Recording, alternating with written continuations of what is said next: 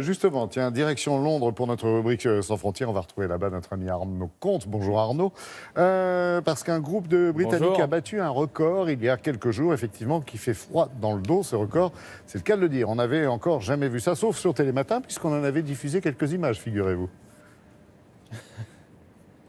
Oui, quelques images, mais Laurent, on va vous en dire beaucoup plus ce matin. Et je vais commencer par vous donner un indice. Wooden spoon, qu'est-ce que ça veut dire? Ça veut dire en français la cuillère de bois. Vous y voyez pas plus clair comme ça, à part peut-être ceux qui connaissent le rugby. Qu'est-ce que c'est la cuillère de bois? Eh bien, au tournoi des 6 Nations, et oui, c'est le prix virtuel, vous savez, qu'on attribue à l'équipe qui ne gagne aucun match ou qui finit en dernière position du classement.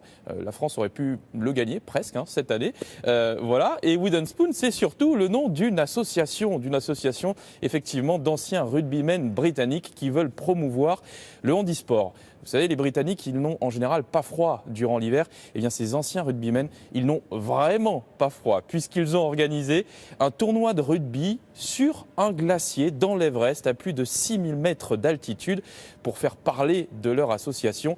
Vous allez voir que Léa Gage et Anto Filippi, qui ont monté le sujet, ont eu, avouons-le, assez mal pour eux. Ces randonneurs britanniques entament l'ascension d'une vie.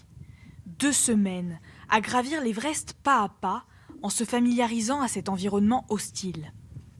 Car ils s'apprêtent à battre un record un peu particulier à 6331 mètres d'altitude.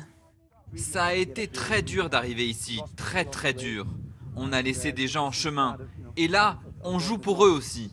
Au milieu, 3, 2, 1, Wooden Spoon, allez les gars! Bonne partie, allez, on joue pour vous. Et le match peut commencer. Vous ne rêvez pas, un match de rugby sur un glacier. À 7 contre 7, en retournant la neige éternelle de Rongbuk. Ces sportifs de haut niveau sont des récidivistes. En 2015, ils avaient déjà joué un match au pôle Nord.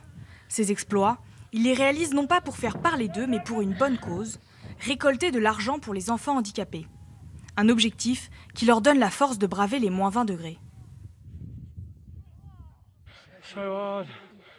C'était tellement dur, il n'y a pas d'air.